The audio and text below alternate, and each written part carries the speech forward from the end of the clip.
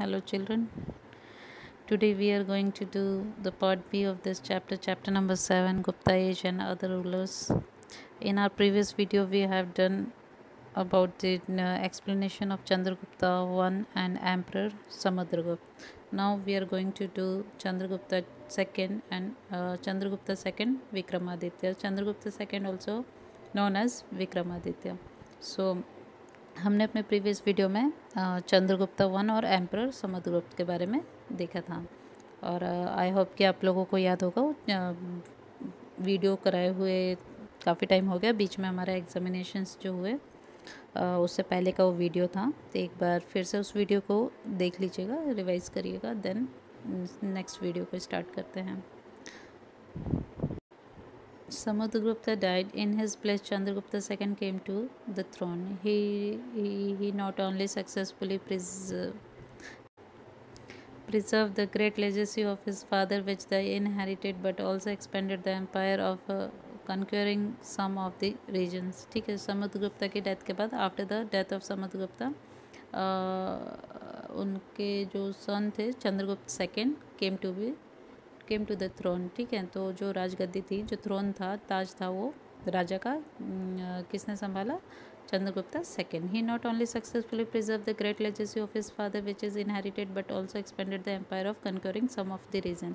कि जो साम्राज्य था, ठीक है, जो एम्पायर था, बस उसको ही नहीं संभाला, इवन चंद्रगुप्ता सेकेंड ने उनके एम्पायर को एक्सपेंड किया। एक्सपेंड मतलब आगे तक फैलाया।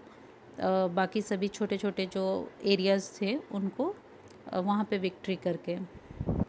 Chandragupta second was the most talented ruler of Gupta dynasty. The boundaries of his empire extended up to Shaka kingdom.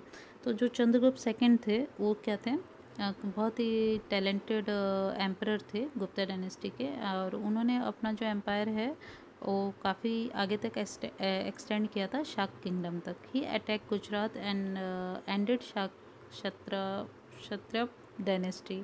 तो गुजरात पे उन्होंने अटैक किया and after that he ended the Shaka Kshatrap dynasty. In memory of this victory he adopted the title of Shakari. ठीक है, तो इसे underline करिएगा कि चंद्रगुप्ता सेकंड को शाकारी भी कहा जाता था, क्योंकि उन्होंने गुजरात में जो शाक डायनेस्टी था उसका एंड किया था। He was also called Vikramaditya. Underline this line also.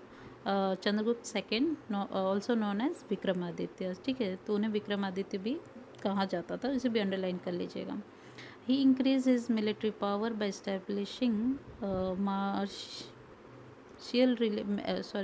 marital relations with powerful kingdom to remove Shak Satrap, who had been ruling since 300 years. These marriages proved to be very helpful in increasing his empire and defeating his enemies. तो जो Chandragupta second थे उन्होंने अपने military power establish किया, और ये जो marital relations था, जो उन्होंने मैरिज किया, इसके बेसिस पर उनके जो रिलेशंस बॉन्डिंग्स हुए अदर डायनेस्टीज़ के साथ कहिए या अदर रूलर्स के साथ, उनके साथ भी अच्छी एक बॉन्डिंग क्रिएट हुई। New territories won by him were very important. New territories को उन्होंने वॉन किया। They obtained the rich kingdom of Gujarat and Saurashtra, the prosperous port of Bhrigu, Kutch, Bharuch and Stambhtirth, Khambat. As a result, maritime trade of the state increased and Gupta king became owner of intangible property. तो इस तरीके से जो ये भरूच और खंबात का जो port था उसके थ्रू उन्होंने अपने ट्रेड्स किए और उसको इंक्रीज़ किया, और इसी तरीके से बहुत ही प्रॉस्पेरस एक किंगडम चंद्रगुप्त सेकेंड ने क्रिएट किया। Now Fa-Hien, a Chinese Pilgrim in the time of Chandragupta II praised administration and prosperity of Gupta Empire। तो गुप्ता एम्पायर के बारे में जो फाइयान चाइनीज़ ट्रैवलर था, ये इंडिया उसने विज़िट किया था और उसने काफ़ी कुछ लिखा था, जिसमें गुप्ता एम्पायर के जो एडमिनिस्ट्रेटिव सिस्टम था उसको डिस्क्राइब किया था। दो Chandragupta second was Vaishnav. He had great respect for other religions too. तो वो वैष्णव धर्म को फॉलो करते थे, बट अदर रिलीजन को he also respect other religions too. His army chief Amrakar Dev was Buddhist and his state minister Varsen was a Shaib. Many monasteries were there in the capital Pataliputra. तो जो उनके मिनिस्टर्स थे वो भी other religions को belong करते थे, बट सभी रिलीजन्स को वो लोग एक समान उनकी रिस्पेक्ट करते थे. और पाटलिपुत्र में जो कि कैपिटल था, वहाँ पे काफ़ी मोनेस्ट्रीज़ थी. मोनेस्ट्रीज़ मतलब जिस तरीके से आप देखेंगे कि हिंदू का जो होता है तो उसे मंदिर कहा जाता है, जो वर्शिप प्लेस होता है, टेंपल होता है, एंड मस्जिद जो मुस्लिम्स का वर्शिप प्लेस है. इसी तरीके से जो जैन या जो बुद्धिस्ट होते हैं उनके वर्शिप प्लेस को मोनास्ट्रीज कहा जाता है. Okay, so because of cultural achievement achieve during his reign the Gupta age could become the golden age. Okay, because of cultural जो सांस्कृतिक जो उनका कल्चरल अचीवमेंट था वो काफ़ी हाई पीक पर था उस टाइम पर. तो उनके टाइम रैंक मीन्स उनका जो पीरियड था गुप्तास का जो पीरियड था उस पीरियड को रैन भी कहा जाता है. ओके, तो जो गुप्ता एज था वो उसको गोल्डन पीरियड कहा गया है क्योंकि कल्चरल अचीवमेंट पीक पॉइंट पे था. He was the patron of the scholars and poets. उनका जो दरबार था उसमें स्कॉलर्स थे, पोइट्स थे. The great Sanskrit poet and play right Kalidas was his royal poet Dhanvantari.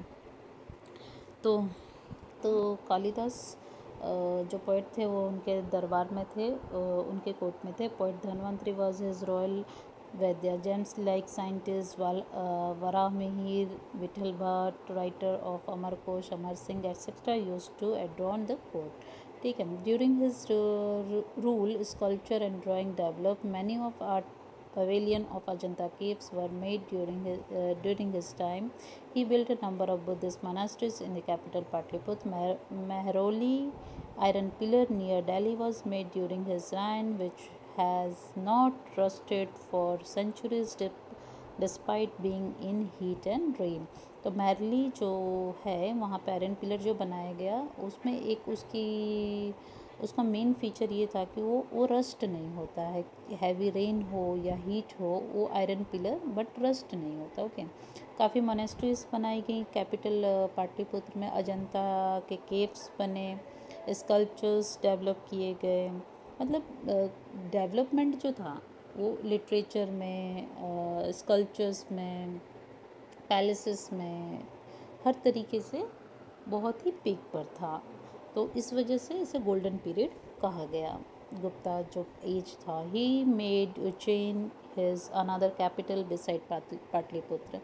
Pataliputra के ही अलावा उज्जैन को भी उन्होंने कैपिटल बनाया. He divided the state into different administrative unit for running streamlined administration. In the year 414 the great emperor Chandragupta Vikramaditya died. Finally 414 में विक्रमादित्य या Chandragupta second died, उनकी डेथ हो गई. Now end of Gupta dynasty. अब देखेंगे कि ये हमने पहले देखा कि गुप्ता डायनेस्टी किस तरीके से इस्टेब्लिश हुए, कौन से एम्परर थे. ठीक है, कुछ एम्परर्स के बारे में हमने इसमें देखा, एक चैप्टर में एक्सप्लेन किया गया. अब जो गुप्ता डायनेस्टी है उसका एंड कैसे हुआ. Now after the death of Chandragupta II, his majestic son Kumargupta first came to throne. During his time, some famous caves of Nalanda and some caves of Ajanta were erected. After Kumargupta I, his brave son Skandgupta came to power. The weak ruler of post-Skandgupta time could not withstand the onslaught attack of the excessive and powerful human, and Gupta Empire disintegrated in 550 AD.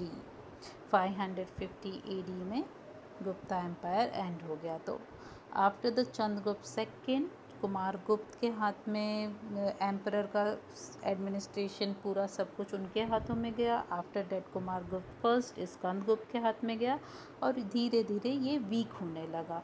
इस तरीके से 550 में 50 AD में Gupta empire का and हुआ। Administration of Gupta as, अब जो Gupta time था, गुप्त पीरियड जो था, उस गुप्त पीरियड का जो एडमिनिस्ट्रेटिव सिस्टम था वो किस तरीके से था।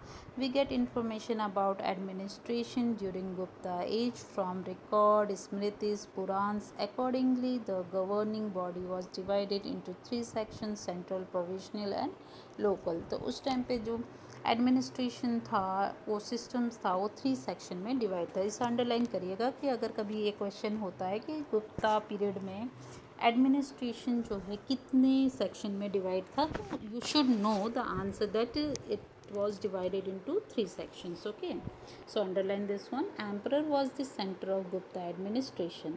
तो जो ये एडमिनिस्ट्रेशन था वो हैंडल कौन करता था, हेड कौन होते थे, जो राजा होते थे। ही अडॉप्टेड टाइटल लाइक महाधीराज, परम भागवत, जो उनको जो टाइटल दिया जाता था, जो हेड होते थे उन्हें महाधीराज भी कहा जाता था या फिर परम भागवत भी। तो ये भी अंडरलाइन कर लीजिएगा। Now the usually prince was appointed as the head of the province. Kumar Matya and commissioner played a major role in the province. तो जो प्रिंस होते थे, ठीक है, जो राजा के जो पुत्र होते थे, वो जो सन होते थे उनके, वो प्रोविंस के हेड होते थे। जो मतलब जो मेन एम्परर हुआ, ओके, वो सेंटर हो गया। उसमें फिर जैसे कि अभी अपना इंडिया है, ठीक है, इंडिया डिवाइड हो गए हैं छोटे छोटे स्टेट्स में, तो वह उसी तरीके से जो प्रोविंस होता था, छोटा छोटा जो उनका एरिया होता था, तो उनका जो हेड होता था वो कौन होता था, राजा का पुत्र। द प्रोविंस वॉज कॉल्ड भुक्ति, और उस प्रोविंस को क्या कहा जाता था, भुक्ति कहा जाता था। So underline this one also, whose head was regional. The province was divided into district, the district was called विषय।